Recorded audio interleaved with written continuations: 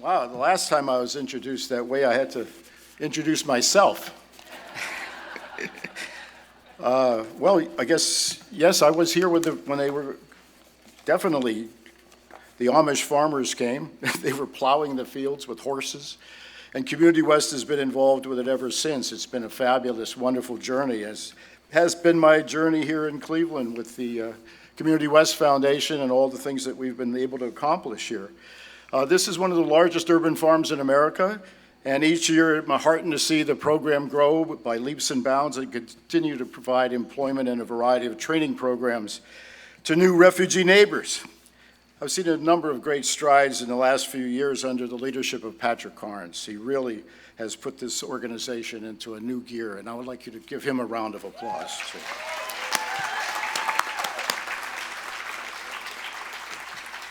The organization's now become a leader in providing services on a second wave of refugees. These people are relocating to Cleveland from other parts of the country because there have been cutback in services that are still available here, and they're not in other parts of the country because of oppressive government policies towards refugees and immigrants. Programs for teens are now a core part of the refugee response programming and an emphasis on education and career building. I'm especially pleased to the collaborative that they have with Justin Sophia.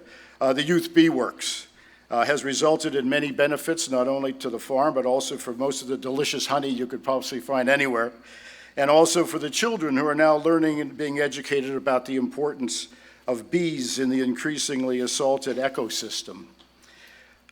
Ironically, on Friday, the New York Times had an article about beekeepers who report that 40% loss of their managed honeybee colonies from April of 2018 to 2019.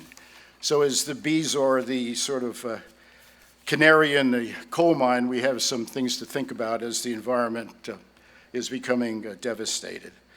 But here, the refugees of the farm work to bring their native respect for the earth and the food grown on it organic and clean.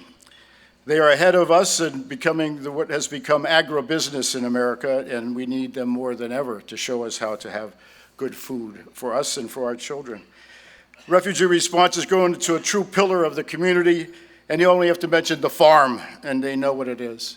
And of course, at Woodstock, I thought the farm was something else, and but I like this farm a lot better. The food's much better. May I say that tonight I'm just honored to be the one who will introduce our keynote speaker, internationally acclaimed author Loung Ung.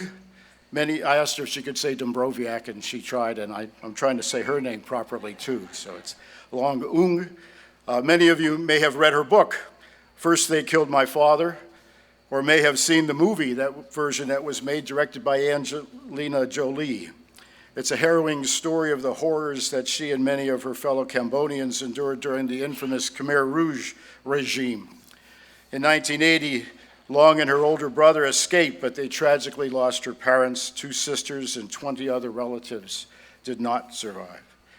Since 1995, she's devoted herself to helping her native land from the traumas of war, and has worked as an activist to end violence against women and children, and as a spokesperson for the Campaign for a Landmine-Free World, has taken a look at the world today to try to make it safer in a time of anti-refugee and anti-immigration policies, not only here, but all over the world. It's important that we remember what happened to her so that it doesn't happen again.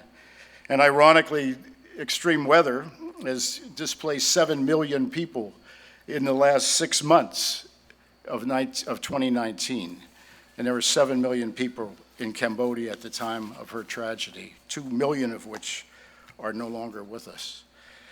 So every time I come to the farm, I think, of course, of the Statue of Liberty, which I told you about last time, and the new Colossus, referring to the mother of exiles. And it expresses the idea that our country should be a welcoming mother, open to the arms to refugees and immigrants as they enter a new freedom and a new way of life, and most importantly, to express the idea that it's our country's true greatness is to have diversity and refugees and new people coming to us.